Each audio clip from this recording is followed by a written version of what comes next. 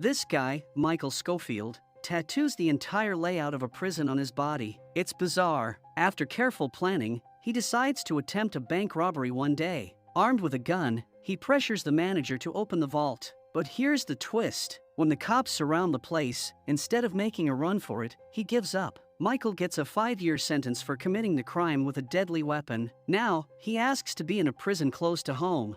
So off he goes to Fox River State Penitentiary, a level 1 facility. His lawyer and friend, Veronica, can't quite wrap their heads around why he's suddenly going for a heist or why he insists on a level 1 prison. Anyhow, Michael arrives at Fox River, and the head guard, Brad Bellick, seems to dislike Michael the moment he steps into the facility. The prison is so dangerous that the inmates kill each other without even thinking about the consequences. This happens especially among those serving life sentences, as they don't fear additional charges. Their situation can't really worsen. Michael shares a cell with Sucre, who's got about 16 months left before his release. Sucre gives Michael a prison tour, filling him in on the inmate scene. Gangs have claimed different parts of the yard, and vigilant correction officers in the towers keep tabs to prevent escapes or trouble. While observing, Michael notices an inmate across the prison. Sucre identifies him as Lincoln Burrows, due to be executed in a month for killing the vice president's brother.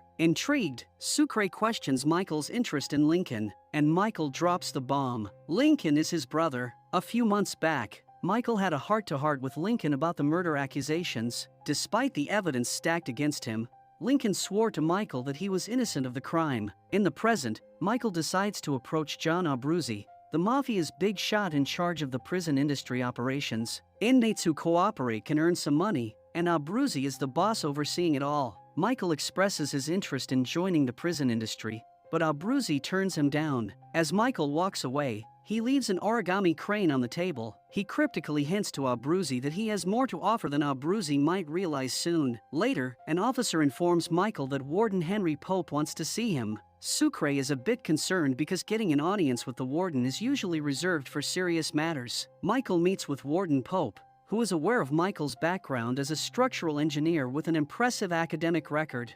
Surprisingly, the warden reveals he needs Michael's help constructing a Taj Mahal model made of toothpicks for his wife. Although the warden has made some progress, he believes Michael's expertise can enhance the project. Despite having the opportunity to stay off the prison yard for 3 days a week, Michael declines to assist the warden with his personal project. On the other hand, Abruzzi gets intel from his right-hand man, Maggio, about an envelope containing a photo of Otto Fibonacci. Fibonacci, a mob informant, had testified against Abruzzi in Chicago, and witness protection had kept him out of Abruzzi's reach. Maggio informs Abruzzi that, along with the photo, he discovered an origami bird in the envelope. The revelation strikes Abruzzi. Michael, who had given him an origami bird earlier, must be the mysterious sender and knows about Fibonacci's whereabouts. Meanwhile, Michael is engaged in conversation with Charles Westmoreland, the man everyone believes to be D.B. Cooper. D.B. Cooper supposedly parachuted out of a plane 30 years ago with a cool $1.5 million in cash. While Michael and Westmoreland are deep in talk, Abruzzi confronts Michael about Fibonacci's location. When Michael refuses to spill the beans, a brawl breaks out between them. The correction officers intervene by firing shots into the ground, putting an end to the scuffle. Michael is summoned by Warden Pope, who tells him that he will be kept in solitary confinement for 90 days for his behavior. Seizing an opportunity, Michael strikes a deal with the warden. He agrees to help with the Taj Mahal model in exchange for avoiding solitary confinement. During his daily insulin visits to the medical wing, Michael receives shots from Dr. Sarah, the governor's daughter working at the facility. However, it's revealed that Michael is pretending to be diabetic. He made the scheme to access the infirmary regularly for a crucial element in his prison escape. As reports suggest Michael may not actually need insulin, Sarah decides to run tests on him. To validate his diabetic cover, Michael seeks out Benjamin C-Note, the local pharmacy guy in the prison. Michael requests PUGNAC from him, a substance that will help maintain a high blood sugar level, making it seem like he's both diabetic and resistant to insulin. C-Note agrees to the deal, taking the money and assuring Michael that he'll get the requested drug. Later, Michael secures his prison industry card, granting him access to the PI where his brother Lincoln also works. Michael confides in Lincoln, sharing his plan to free him from prison before his impending execution. A successful escape requires both money and an external accomplice to disappear. Michael has meticulously planned it all out. Abruzzi, the owner of a plane, will aid in their disappearance, and the money supposedly possessed by Charles Westmoreland will ensure their survival. Though not yet on board with the plan, Michael is confident he can persuade them to join the escape. When asked about the prison blueprints, Michael surprises Lincoln by removing his shirt, revealing a detailed map of the entire prison tattooed on his body. Later that day, the prison guards conduct a shakedown,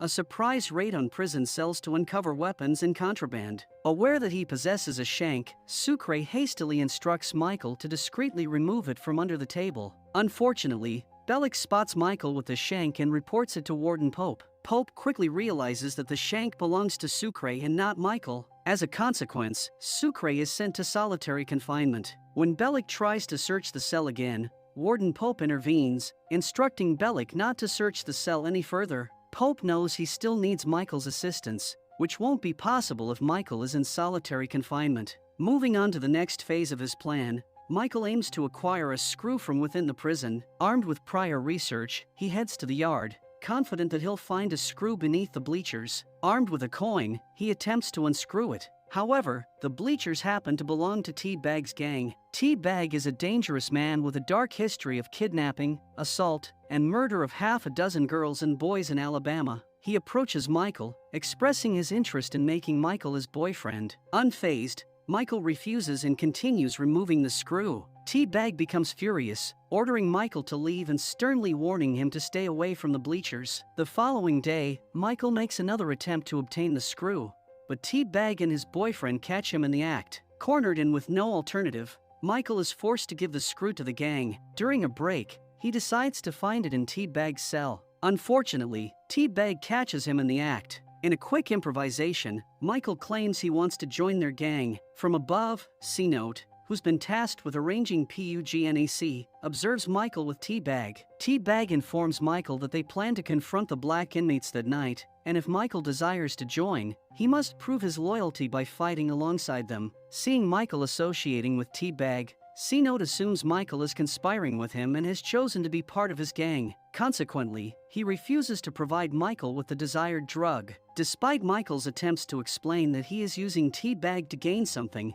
C-Note remains unconvinced. As the night unfolds, a brawl breaks out between the white and black inmates. Spotting T-Bag's boyfriend, Maytag, holding the screw, Michael intercepts him, successfully grabbing the screw. C-Note observes Michael in a scuffle with Maytag, fighting to obtain the screw he requires. Amidst the chaos, a black inmate stabs Maytag multiple times in the chest before fleeing the scene. When T-Bag witnesses Maytag collapsing onto Michael, he wrongly assumes Michael is responsible for the attack. This misunderstanding fuels T-Bag's desire for revenge for the death of his boyfriend. The corrections officers quickly take charge, making all the inmates return to their cells. This leaves Michael stunned. He's never witnessed a killing, let alone committed one. The next day, C-Note approaches Michael, offering him PUGNAC after seeing his scuffle with Maytag over a screw. Michael takes the pills and heads to the medical wing, where Sarah conducts a diabetes test. Thanks to PUGNAC,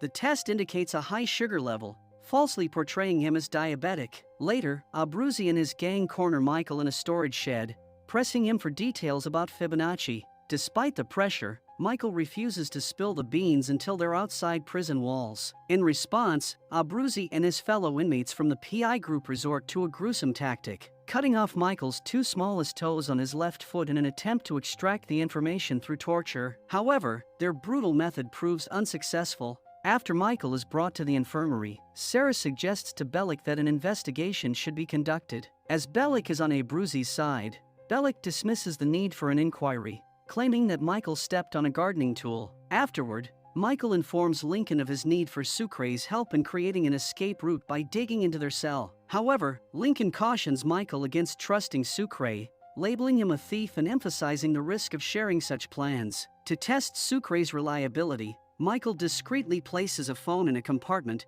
instructing him to keep it a secret. Lincoln then tips off Bellick, falsely claiming that Sucre possesses the phone. Sucre successfully passes the test by not revealing the fake phone to Bellick, but as a consequence, he loses his conjugal visit rights. Later, when Sucre discovers that the phone is just a soap, not real, he becomes infuriated with Michael and blames him for losing his conjugal time. Upon learning about the prison break plan, Sucre becomes even more infuriated. He opposes the idea, expressing his desire to serve the remaining 16 months of his sentence and later start a peaceful life with his fiancée, Mary Cruz. Frustrated with the plan, Sucre requests a cell transfer to avoid getting caught in the breakout attempt. As a result of Sucre's transfer, Michael gets a new cellmate, Haywire, who has been moved from the psych ward to join him in his cell. Meanwhile, Philly Falzone holds a meeting with John Abruzzi, aiming to extract Fibonacci's whereabouts. Falzone, now the head of the Abruzzi Mafia family following Abruzzi's imprisonment, is anxious about potential consequences if Fibonacci testifies against him. Recognizing the danger, Abruzzi opts for an alternative approach. He engages Teabag,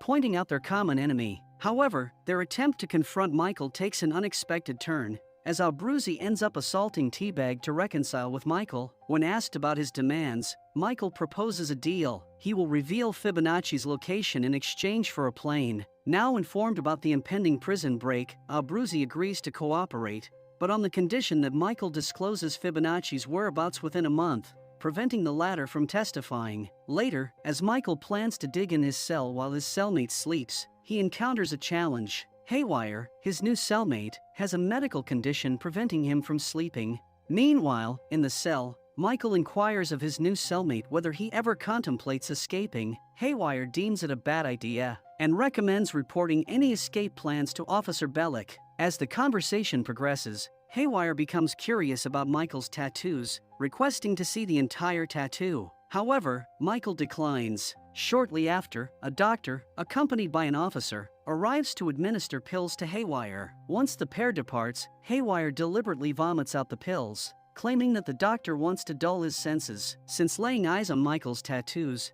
Haywire becomes fixated on them. With Abruzzi's assistance, Michael acquires drain line root control chemical. Subsequently, he heads to the Toxic Control Center, searching for a masonry cleaner bottle. Once he secures both chemicals, Michael empties toothpaste tubes, filling them with the acquired substances. During a visit to the infirmary, as Sarah steps out momentarily, Michael seizes the chance to release both chemicals into the ventilation system. The ensuing chemical reaction induces corrosion in the metal. Meanwhile, Mary Cruz shares the news of her pregnancy with Sucre, expressing her concern about raising the child alone. Sucre reassures her, promising he will be out in 16 months to care for their family. However, the following day, Sucre's friend, Hector, holds a meeting with him and confesses that he and Mary Cruz are now a couple. It turns out Mary Cruz, overwhelmed by the responsibility of being a single parent, accepted Hector's offer of support. This revelation infuriates Sucre, as he is unable to bear the betrayal of his own friend, who has not only taken his fiancée but also his unborn child. As Sucre witnesses his life falling apart before his eyes, he decides to rejoin the escape plan. Upon learning about Sucre's decision, Michael is relieved to have him back on board. However, to proceed, they must find a way to deal with Haywire. Meanwhile, Haywire's fixation on Michael's tattoos intensifies, with him even suggesting that it resembles a pathway. Initially dismissive, Michael becomes concerned when he catches Haywire drawing the tattoo pattern. Realizing the need to act, Michael begins banging his head against the cell door, successfully attracting the attention of the prison guards. Upon seeing Michael's injury, Michael assumed that Haywire attacked him and promptly removed him from the cell. Sucre then rejoins Michael, catching up on the ongoing details of the escape plan. With enough grout removed from the bricks, Michael instructs Sucre to create noise so that he can break through the brick wall. Sucre promptly starts singing, provoking complaints from other inmates for the disturbance. Seizing the opportunity, Michael successfully breaks through the weakened bricks and crawls through the hole for the first time. Meanwhile, Special Agent Kellerman and Special Agent Hale are en route to the prison. They're working for someone who framed Lincoln and wants him dead. They suspect Michael's presence in the prison, so they obtain his transfer order. Initially, Pope hesitates due to his friendship with Michael and the latter's assistance in building the Taj Mahal model. However, Kellerman leverages a threat to expose Pope's illegitimate son, a consequence of an affair during his vacation in Toledo. Even though the son, unfortunately, succumbed to addiction, Pope struggled with the idea of disclosing everything to his wife. Faced with blackmail, Pope reluctantly agrees to transfer Michael to another facility. Upon learning about the impending transfer, Michael confides in Pope about his desire to stay. He reveals that Lincoln is his brother, and he wants to be by his side until the execution. Despite Pope's willingness to honor Michael's wish, he's powerless against the influential figures pursuing Michael. Consequently, Michael is informed of his impending transfer scheduled for the next day. To find a way to block the transfer, he seeks advice from Charles Westmoreland, who suggests several options. Michael decides to pursue a transfer block, which typically takes a month to process, giving him the time needed to escape Fox River. Following Westmoreland's guidance, Michael drafts a transfer block letter to Pope, claiming he suffers from sinusitis. Meanwhile, he diligently works on his escape plan. Sucre hangs sheets to conceal their secret hole and uses a mirror to keep an eye out for approaching guards. Using his tattoos as a guide, Michael navigates the crawlspace and successfully reaches the roof. As the cell check starts, an alert officer discovers Michael's absence, prompting an alarm. Michael observes the police vehicles closely and notes 3 potential routes. English and Percy roads are bustling with police activity, while Fitz Street remains deserted. It leads Michael to conclude that the escape must occur via Fitz Road. Upon learning of Michael's escape, Pope initially checks his office, only to find Michael there diligently working on the Taj Mahal model. Although Bellick remains suspicious of Michael's sudden disappearance,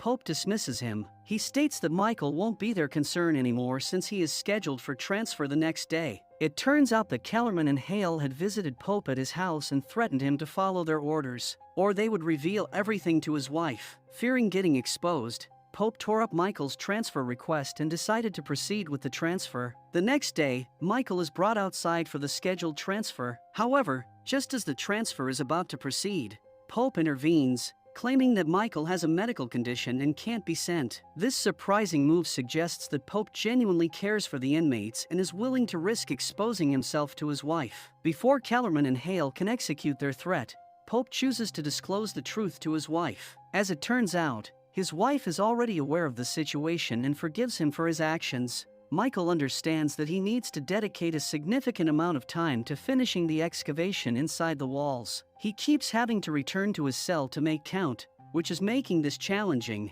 Discussing this hurdle with Sucre, he learns that the only time count doesn't occur is during a lockdown. Capitalizing on his access to the crawlspace, Michael takes the drastic step of turning off the air conditioning. The resulting heat discomforts the prisoners, prompting Teabag to start a fight with a guard, leading to a lockdown. As the prisoners express their frustration, the situation escalates, and they breach the prison cell control room. Teabag seizes the opportunity to open all the cells. To his luck, a set of keys grants him and the rioters unrestricted access to the entire prison. Seizing the opportunity, Michael and Sucre quietly enter the crawlspace, where Michael unveils his plan. He uses a light source and covers it with a page with the devil's drawing. Using an egg beater, they will drill holes strategically, compromising the wall's load-carrying capacity. It will weaken the wall, and it will be easy for them to break through it. Once successful, they plan to access a drainage pipe connected to the prison's sewage system. Progressing through the pipe will grant them entry to the infirmary, a crucial step in their escape route. As news of the riot reaches the infirmary,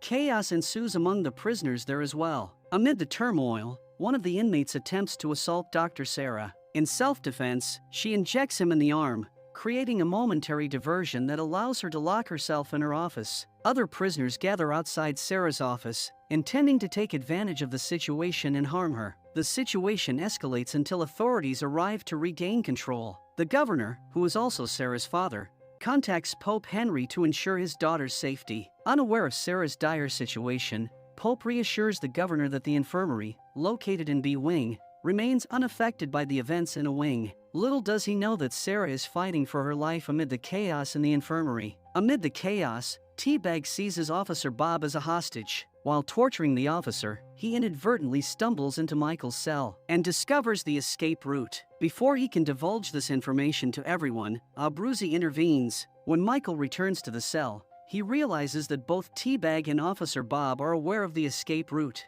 As for Officer Bob, Michael decides not to cause him harm. In exchange for his safety, Bob promises not to reveal anything about the escape hole to anyone. Later, as Michael enters the control room, he spots Dr. Sarah on the CCTV struggling in the infirmary. Acting swiftly, he arrives just in time, crawling through the crawlspace before the prisoners can gain access to the room. Michael pulls Sarah into the crawlspace, and she questions how he knew the layout. Michael explains that he participated in a prison industry project focused on removing mold from the area. This story gives him a reasonable explanation, and he manages to deflect further suspicion. The two manage to exit the crawlspace, and a brief moment between Michael and Sarah suggests underlying romantic feelings. However, their connection is abruptly interrupted when the pursuing prisoners discover them. As a prisoner attempts to approach Sarah, Michael stands in his way, ready to protect her. Amid the brawl, Michael successfully subdues the big guy, while Sarah deals with the other by incapacitating him with a knee strike. As the authorities regain control, snipers are positioned to intervene. Upon spotting Michael with Sarah, they perceive him as a threat and aim at him. In a selfless act, Sarah positions herself in front of Michael to shield him from the potential danger. When the prisoners catch up to them, Sarah seizes an opportunity to escape, and Michael ducks, causing the sniper to inadvertently target the other inmates behind them. On the other front, Sucre and Abruzzi successfully drill the holes, enabling them to breach the wall easily. Simultaneously, the governor arrives and is relieved to find his daughter unharmed. The authorities are working diligently to restore order. Teabag suggests killing Officer Bob to prevent him from revealing the escape route, but Michael opposes the idea. As the situation intensifies with the arrival of law enforcement, Michael decides to release Bob. Unfortunately, before Bob can exit, Teabag intercepts him, inflicts a fatal stab wound, and heartlessly throws him off, resulting in his demise. Charles Westmoreland becomes a first-hand witness to this brutal act. Michael, Sucre, and Abruzzi begin to strategize on accessing the old sewer pipe leading to their exit point, the infirmary. Michael tells them they need to start at the storage building halfway across the yard. Their plan involves getting the prison industries team inside to undertake some work,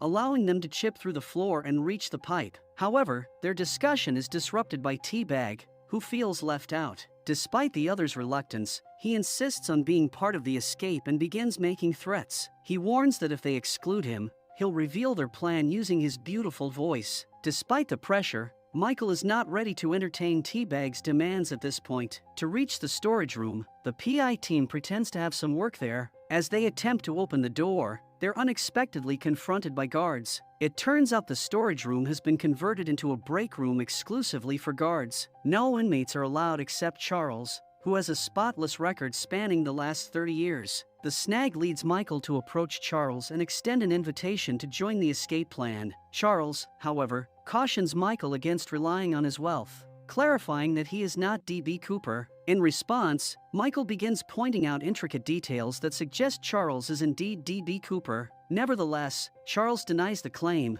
stating that during the plane hijacking, he was finishing up a 30-day drunk and disorderly. Now, the team must find a way to set the break room on fire so that Abruzzi can get them assigned to PI work there. Sucre proposes a plan involving putting rubber cement in the coffee machine, causing it to blow and catch fire. However, they need an inside man to execute the job. Later, Michael locates Charles's missing cat from a lockdown. Grateful for the reunion, Charles expresses his thanks to Michael. When Michael requests a favor in return, to set fire to the break room, Charles makes it clear that, despite the gratitude, he can't be part of the escape plan. Due to his good behavior in prison, Charles has developed a friendship with Bellick. Bellick reaches out to him to inquire about Bob's death, considering Charles's cell is right in front of the crime scene. Being Bob's friend, Bellick is determined to catch the murderer and believes Charles knows the culprit. Despite being aware of the murderer's identity, Charles is reluctant to disclose it. He fears the consequences as it could be seen as snitching,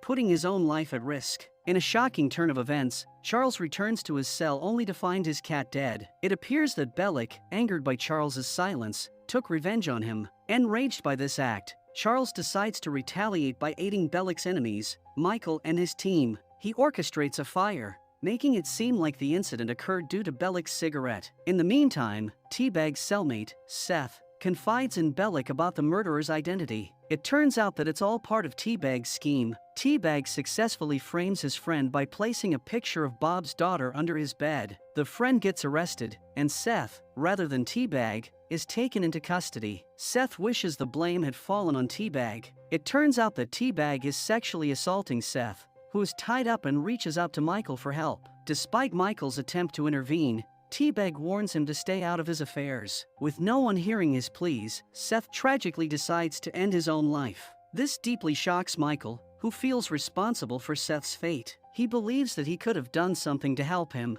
As anticipated, the Prison Industries PI team is summoned to restore the room. Teabag is now part of the team. Once Bellick departs, Sucre positions himself at the door to keep watch. The rest of the team begins demolishing the floor precisely where the drain is located, aiming to access the sewerage system. As they keep digging, they are left with plenty of concrete pieces. To dispose of them, they discreetly toss the fragments into the yard. This activity captures the attention of C-Note, who is compelled to ponder the source of these concrete pieces. As time passes, new inmates, including David, also known as Tweener, are admitted to the facility. Despite his attempts to fit in, neither the black nor white inmates want to associate with him. Seizing the opportunity, Teabag intimidates Tweener, suggesting he could become his new friend. Recognizing Teabag's ill intentions, Tweener stands up for himself, warning Teabag to stay away. Despite this, Tweener senses impending danger around him. Michael witnesses the situation and cautions Teabag to keep his distance from Tweener,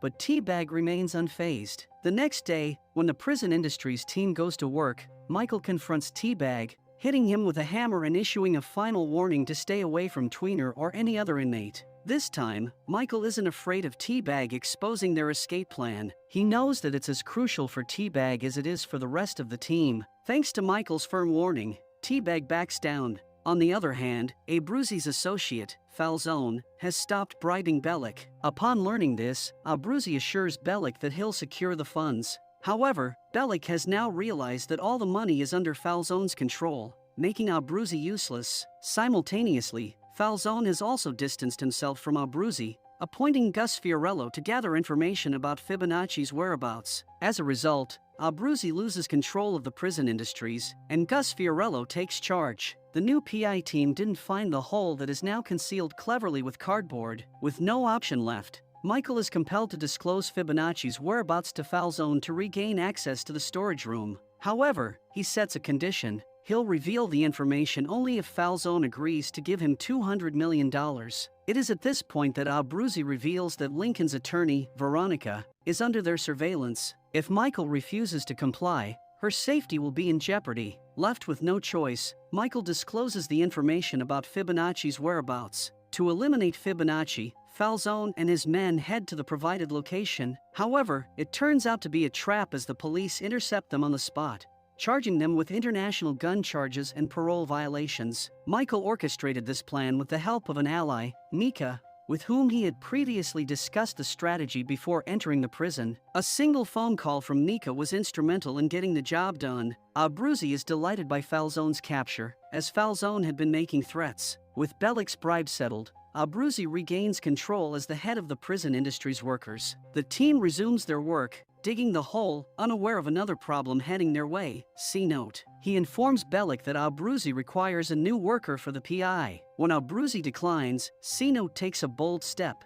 standing on the board covering the hole. It becomes evident that he knows the truth about their escape plan and wants to be a part of it. Just like that, another team member is added to the escape plan. Later, a prison guard informs Michael that his wife has come to see him. It turns out to be Nika, whom he married 2 days before the robbery as part of their plan. During their private time together, Nika hands over a credit card to Michael like he asked. Once done, she departs, and Sarah catches a glimpse of the couple sharing a kiss. It appears she is hurt to discover that Michael is already married. On the other hand, Bellick senses familiarity upon seeing Nika but struggles to recall where he has encountered her before. Meanwhile, Michael rips off the front and back of the credit card, exposing it as a key card. Flashbacks reveal Michael's efforts to access the prison security system manual and an encoder. Armed with this information, he encoded the card with the master key code to the prison personal items storeroom. Sneaking off at night, he uses the card to enter the room and retrieve his belongings,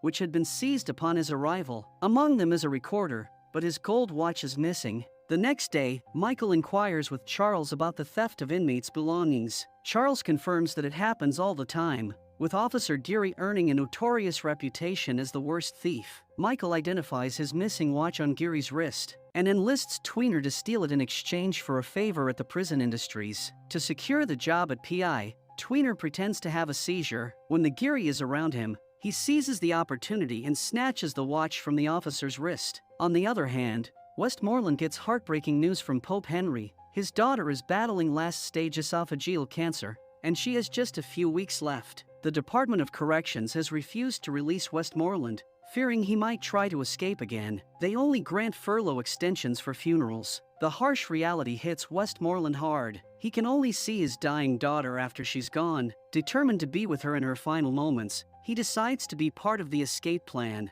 When Westmoreland shares his plan with Michael, Michael gets skeptical. He emphasizes that every member of the escape team must contribute something valuable. In response, Westmoreland offers his wealth and confesses to being D.B. Cooper, the infamous plane hijacker who escaped with $1.5 million. To convince Michael, he hands over a distinctive $100 bill bearing the same serial number as the hijacked money. When Michael gets his watch back, he cleverly attaches it to his tape recorder and conceals the device in the grass just outside the infirmary. His objective is to capture the prison guards' movements by recording the exact timing of their rounds near the infirmary. The next day, Sarah engages Michael in conversation, inquiring about his marital status. Though Michael remarks that his marriage doesn't fit the conventional definition of the word, Sarah sets the boundaries, declaring that their relationship will be strictly limited to doctor-patient interactions. Later on, Michael and Sucre listen to the playback from the tape recorder Michael had concealed. The device captures the jingling sound of the guards' keys. Analyzing the recording,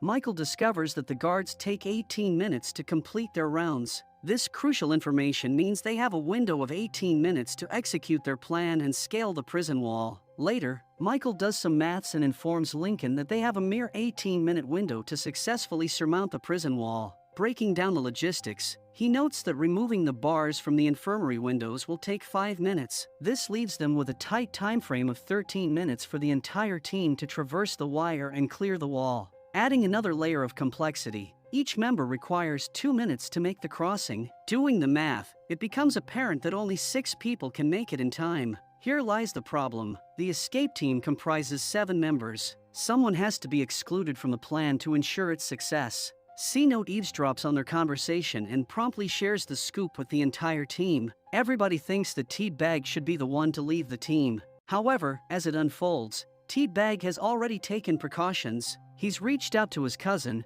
briefing him on the plan. If the cousin doesn't hear from T-Bag 5 minutes before and 20 minutes after the escape, he will spill the beans to the warden. Meanwhile, Bellick diligently racks his brain to recall where he's encountered Nika before. After seeing her photo, he realizes she was at a strip club. Determined, Bellick tracks her down and confronts her, pressing details about what Michael demanded in exchange for a green card. Initially hesitant, Nika spills the beans under threat, admitting she handed Michael a credit card. Amid it all, Bellick tells Michael about Nika mentioning the credit card. However, his search in Michael's cell comes up empty. Bellick, not holding back, continues badmouthing Michael's stripper wife until Sarah puts a stop to it. Later, when Michael attempts to explain to Sarah that he only married Nika for her green card, it becomes apparent that Sarah has lost interest in his words. Simultaneously, C-Note makes Sucre grasp the reality of their roles in the escape plan. Everyone brings something valuable to the table except for them. C-Note fears the others might easily kick them out of the team.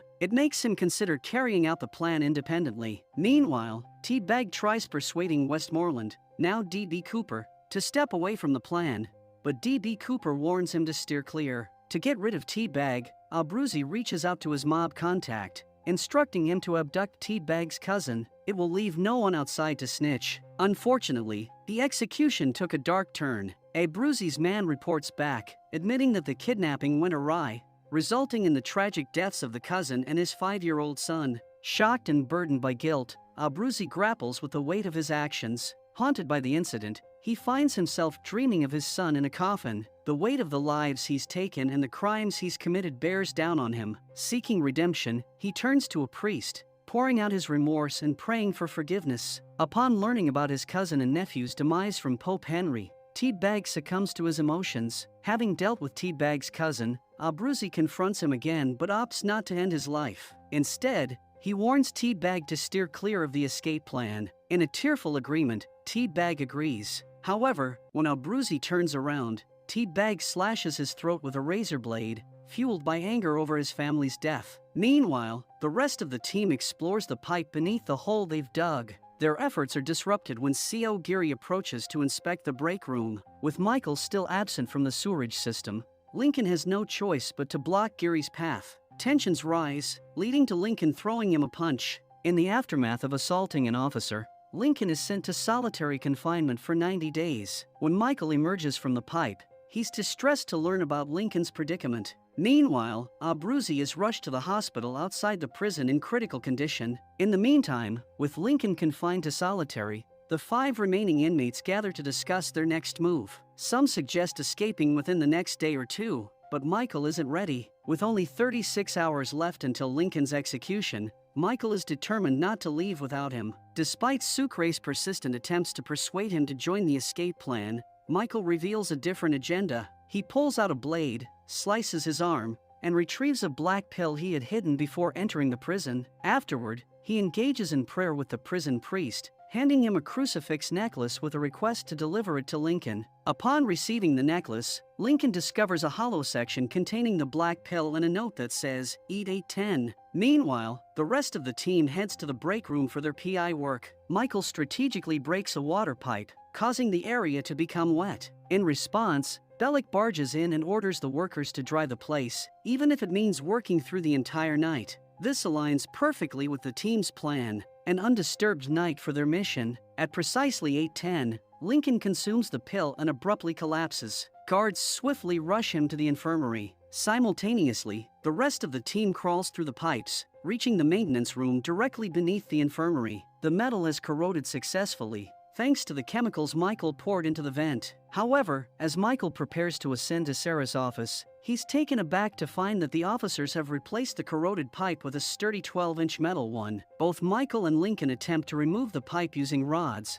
but their efforts prove futile. Shocked and disheartened, Michael tells the team that there seems to be no alternative for their escape, provoking Teabag's anger. Meanwhile, Sarah returns to her office to discover Lincoln near the vent, having removed his 4. When questioned, Lincoln explains that he felt nauseous and left the bed to avoid vomiting on the floor. Before the team can exit the maintenance room, a police officer enters and spots a rod on the floor. Everyone hides, but the officer fails to locate them and departs without further investigation. With the mission unsuccessful, the team leaves the maintenance room, their disappointment evident. Just as Bellick is finishing his shift, he notices the sheetrock outside the break room is still in place. Investigating, he attempts to open the door, but it's locked by the team inside. The rest of the team has returned to the break room, except for D.B. Cooper, who hasn't made it back in time. Bellick enters the room, questioning why the work isn't completed. The worker explains they couldn't clean the mold overnight. In response, Bellick insults them and orders the guard to escort them back to their cells. Suddenly realizing they are 1 member short, Bellick returns to the room only to find Westmoreland inside, crouched down and tying his shoelaces. The team is promptly sent back to their cells. Sucre offers words of comfort to Michael, advising him not to worry as no matter what, Lincoln will appreciate his efforts. As the countdown to Lincoln's execution reaches 24 hours, media attention intensifies due to the impending execution of the killer of the vice president's brother. Left with no other option, Michael implores Sarah to speak to her father regarding Lincoln's case. Although Sarah is willing to help Michael, she reveals that she and her father are estranged, and he is unlikely to listen to her, regardless of the circumstances. On the flip side, Michael learns from D.B. Cooper that a decade ago, an electric chair failed to generate enough spark to execute an inmate, resulting in a 3-week delay in resetting the entire process. This revelation captures Michael's attention, as he realizes that any malfunction in the electric chair could potentially grant Lincoln an additional 3 weeks. Tweener overhears Michael's remarks. Back in his cell, Michael grabs some food and uses it as bait to catch a rat. With the help of the rat, he successfully short-circuits the electric chair. Simultaneously, Bellick has already tasked Tweener with closely monitoring Michael. When Tweener discloses overhearing Michael discussing tampering with the chair, Bellick checks it and discovers it is malfunctioning. Upon inspecting the electric board, they find a rat there. The technician suggests filing a report about the technical issue, but Bellick pressures him into simply changing the fuse and overlooking the problem. Later, Bellick visits Michael's cell to summon him for the final visitation with Lincoln. Meanwhile, Dr. Sarah pays a visit to her father, the governor, and pleads with him to review Lincoln's case. Despite the governor's resistance, Sarah hands him Lincoln's file and urges him to read the information at least once. In a bittersweet moment, Lincoln and Michael engage in a game of gin as Lincoln enjoys the blueberry pancakes he requested for his final meal. Soon, Veronica arrives, having exhausted all efforts to stop the execution. Despite appealing to the judge for Lincoln's release, her efforts prove futile. As Lincoln is escorted to the execution room, one of the officers notifies Pope Henry about a call from the governor. Briefly, there is a glimmer of hope that Lincoln's execution might be delayed, but it becomes apparent that the governor had called to confirm that the execution would proceed as scheduled. Lincoln is securely strapped to the chair, visible to Veronica and Michael through the glass window. Surprisingly, Lincoln notices an elderly man in the same room as Michael's, causing him a moment of shock. Abruptly, the curtains close, hinting at an unexpected development. A few minutes later, Pope Henry discloses to Michael and Veronica that the judge has ordered a 2-week delay in the execution. Still processing the shock, Lincoln informs Michael that he saw their father in the room while strapped to the chair. It is revealed that someone secretly placed autopsy files in the judge's office, asserting that the body of Terrence Stedman,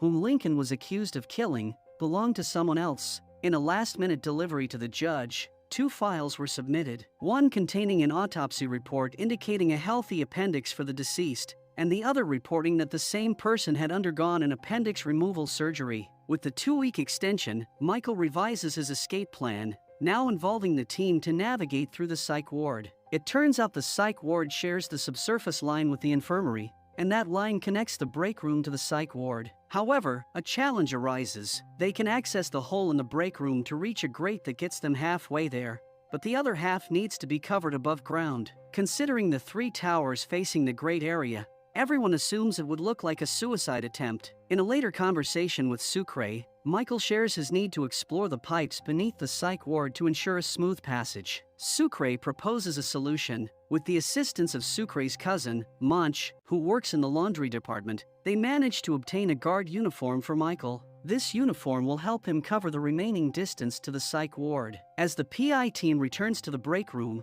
a sheet of the wall starts leaking the concealed concrete dust. At that moment, Bellick enters the room, prompting C-Note to hastily cover the hole with his foot. When Bellick assigns a task to C-Note, D.B. Cooper cleverly pushes him aside and takes over, using his own leg to conceal the hole. Despite Cooper's efforts, the sheet eventually breaks, causing the concrete pieces to spill onto the floor. Simultaneously, officers stand just outside the break room, quizzing T-Bag with a general knowledge question. The team acts swiftly, dumping the concrete pieces into the hole. T-Bag manages to delay the officer for a short time, and as the officer proceeds to open the break room door, T-Bag provides the correct answer to his question. Hearing the response, the officer retreats, successfully sparing the team from exposure. That night, Michael crawls through the sewage pipe and emerges out from the other grate. The remaining distance he must cover is above ground, and thanks to the guard uniform, he navigates without arousing suspicions. The uniform proves valuable as it allows him entry into the psych ward under the guise of looking for a bathroom. Since blue officers rarely visit the psych ward,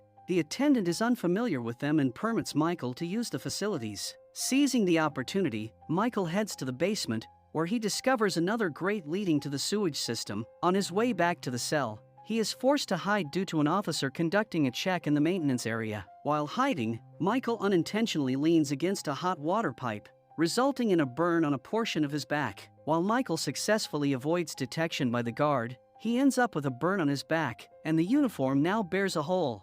Monch is furious, anticipating trouble. However, he skillfully handles the situation by claiming he accidentally burned the uniform while ironing. Although Michael's wound is treated, he chooses not to disclose the actual cause behind it. Now, the problem is that a portion of his tattoo has been burned off. This section contained the map detailing his route from the psych ward to the infirmary. The pathway crucial for the success of the escape is now lost. In the break room later, an officer instructs the team to wrap up the work by tomorrow, explaining that professionals will take over tasks like carpeting. This means the team must conceal a hole before the new crew notices during carpet installation. With limited time, Michael comes up with a plan. Using plywood and a few inches of fast-setting concrete to make the hole disappear, they start working, but Bellick disrupts their strategy. He's brought Tweener on board as an informant, hindering the team's actions in his presence. Quickly thinking, they send Tweener to clean the paint brushes. As Tweener leaves, he attempts to eavesdrop on their conversation but fails to hear anything. Although the task involving the hole still needs to be completed,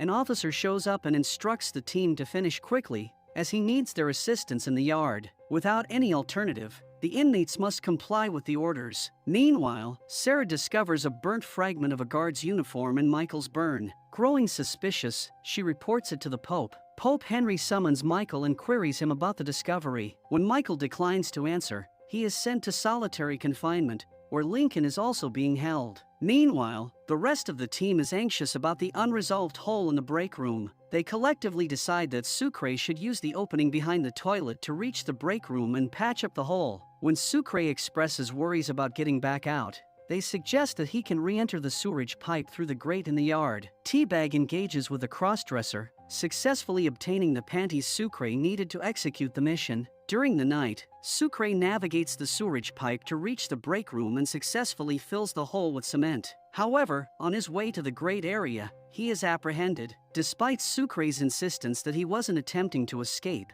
Bellick demands an explanation. This is where the importance of the panties comes into play. When Bellick discovers the panties concealed around Sucre's ankle, Sucre claims they belong to his girlfriend. He fabricates a story about hiding under the bleachers after yard time. He says that he was anticipating something coming over the wall. His girlfriend's panties. Thanks to this story, Bellick refrains from suspecting Sucre of an escape attempt. However, Sucre is still sent to solitary confinement, joining Lincoln and Michael. The next day, Tweener overhears the group discussing the new carpet installation. He shares this information with Bellick, prompting Bellick to investigate the break room floor under the carpet. Thanks to Sucre's efforts, no hole is found. Fuming at Tweener for the inaccurate information, Bellick reassigns him to another cell, where his new cellmate will be Avocado, with intentions similar to Teabag's. While in solitary, Michael experiences an emotional breakdown, with bleeding fists from repeatedly punching the wall. Concerned for his well-being, Sarah moves him to the psych ward. Once Sarah departs, Michael suddenly snaps out of his distressed state, exposing the act as a ruse to talk to Haywire. There's a chance that Haywire still recalls Michael's tattoos, as he once drew them due to his intense fascination. Michael implores Haywire to remember the tattoo on his back, but Haywire responds with a simple "Who are you?" revealing that he doesn't remember anything. In the prison cells, Captain Bellick and C.O. Geary decide to auction off Michael and Sucre's vacant cell. While inspecting the cell, a potential buyer notices a leaking toilet. Geary assures that it will be fixed within 24 hours. Teabag overhears this conversation and quickly informs the others. If the plumber repairs the toilet seat, he'll discover their secret hole. Seizing the opportunity, C-Note approaches Geary, offering to double the money another buyer is willing to pay. The plan involves collecting funds from C-Note's black associates and friends on the outside. However, with no visiting hours today, they must rely on support from fellow black inmates. When C-Note approaches his friends, they refuse to help due to his association with the PI crew, particularly the white racist inmate Teabag. Enraged, C-Note throws a punch at his friend, triggering a brawl that leaves C-Note injured and empty-handed. Meanwhile, Michael is doing his best to jog Haywire's memory, recounting their encounter in the cell. On the other hand, as a last-ditch effort, Teabag suggests entering the kitchen game to raise enough money to buy the cell. They utilize the money D.B. Cooper gave Michael earlier as investment capital. After a risky card game victory, C-Note hands Geary the agreed-upon price of $500. However, Geary takes the money and informs C-Note that the new price for the cell is $700. With no other choice, C-Note convinces D.B. Cooper to part with his watch. Geary takes the watch and reveals that he has already sold the cell for $700. On the other hand, Michael is still unsuccessful in extracting information from Haywire. When the nurse administers pills to Haywire, Michael takes advantage of the situation. He leads Haywire into a room and induces him to vomit the pills by triggering his gag reflex. Michael does this to prompt Haywire's recollection of earlier thoughts on the pills and the prison layout. There's a chance that Haywire might remember the pathways in the process. Fortunately, Michael's plan succeeds, and Haywire draws the missing pathway. However, along with these memories, Haywire also recalls how Michael framed him to get him kicked out of the cell. As a consequence, Haywire threatens Michael, demanding information about the escape plan, or he will expose everything to the officers. In response, Michael discloses the escape details, mentioning that it begins from the basement of the psych ward. Haywire hands over his drawing to Michael. That night, Haywire takes one of the copies he made of the tattoo and escapes from his room. However, the moment he opens the door to the basement, the alarm triggers, leading the on-duty officers to taser him. Once again, Michael has outsmarted him. Later, Pope Henry questions Michael about the burn wound on his back. Michael responds by involving Geary, claiming that the officer extorts money from inmates. It turns out that this is another scheme orchestrated by Sucre and C-Note, conveyed to Michael by Monch. In exchange for being part of the escape plan, Monch burned Geary's uniform while ironing, and D.B. Cooper placed the uniform in Geary's locker. When Pope learns about Geary's involvement in the situation, he checks his locker and discovers the bribe money he just received from C-Note, D.B. Cooper's watch and Geary's scorched uniform. The burnt uniform serves as justification for the presence of a fragment of a guard's uniform in Michael's wound. Consequently, Geary is terminated from his position. Avocado continues to torment Tweener, and there is nothing Tweener can do. Michael approaches him for another favor, like the trick he did with the watch, but Tweener is overwhelmed with emotion. He implores Michael to eliminate Avocado if he expects any more favors. Pouring his heart out, Tweener recounts how he was imprisoned for stealing a baseball card, unaware it was worth $300,000. Despite Tweener's plea, Michael refuses to resort to violence against Avocado. Taking matters into his own hands, Tweener decides to confront Avocado directly. While in their cell, Tweener retrieves a razor blade from under a mattress and carries out a drastic act by castrating Avocado. Michael and Sucre have returned from the psych ward in solitary confinement. Michael briefs the team that the map is complete, and their next move involves entering the infirmary through the pipes beneath the psych ward. However, to access the doctor's office, they require a key for the door. While discussing their plans, they spot Abruzzi coming out of the bus. He has re-entered the facility after recovering from the severe wound inflicted by Teabag. However, this isn't the same ruthless Abruzzi. He claims to have found the Lord after a close encounter with death. Fearful that Abruzzi might seek revenge, Teabag approaches his cell with the intention of eliminating him. C-Note intervenes, making it clear to Teabag that Abruzzi is their ticket out of the prison. Later, Abruzzi engages in a religious conversation with Michael, and surprisingly forgives Teabag for attempting to murder him. Meanwhile, Michael is concerned that Avocado may retaliate against Tweener for the castration incident. To safeguard Tweener, Michael includes him in the escape plan. Unfortunately, Tweener betrays the team by revealing the details of the escape plan to Bellick. Without wasting any time, Bellick rushes to the break room, pulls up the carpet, and starts smashing the floor, causing the plywood to break. He has finally uncovered the existence of the hole. Before he can exit the room, D.B. Cooper incapacitates him with a shovel, sparking a fierce altercation between the two. Cooper delivers a blow to Bellick's head, rendering him unconscious. Taking advantage of the situation, he gags Bellick, binds his limbs, and leaves him in the sewerage pipe. When Cooper informs the crew about this development, Michael instructs everyone to be prepared as they will execute their plan tonight. As time passes, officers begin questioning Bellick's whereabouts. Despite suspecting that Tweener might have betrayed them, Michael opts to keep him in the plan, unwilling to lose another inmate to suicide. Meanwhile, Teabag collects leftover broccoli from fellow inmates and sprinkles it on his bed to mask his scent, potentially avoiding detection by dogs during their escape. Abruzzi employs a handful of fertilizer to alter his scent as well. Sarah encounters Michael in the infirmary and asks if he has stolen something from her. Michael confesses that he took the keys to the doctor's office, which was made possible through Nika's private meeting with Sarah. When Sarah asks what he wants, Michael finally discloses his plan to release his brother from prison. In shock, she urges him not to reveal any more details. Michael requests Sarah not to lock the door tonight, explaining that the glass surrounding it has alarm contacts. Sarah remains silent but questions whether his feelings towards her were all part of the plan. Michael admits that his initial flirtation was driven by the plan, but his emotions evolved, and he genuinely wanted to be around her. It pains him that Sarah won't believe him now. Infuriated, Sarah leaves without saying a word. Later, Sarah locates her father at a restaurant and confronts him about the information she provided regarding Lincoln's innocence. He refuses to answer initially, but when Sarah presses him, he admits he saw no need to review Lincoln's file. Sarah is visibly hurt by this revelation, now considering the possibility that Lincoln might be innocent and the government could be actually taking part in his execution. On the other hand, the Taj Mahal model is now completed. As the officers attempt to transfer it to the car, the dome collapses. Pope orders the officers to bring Michael to his office.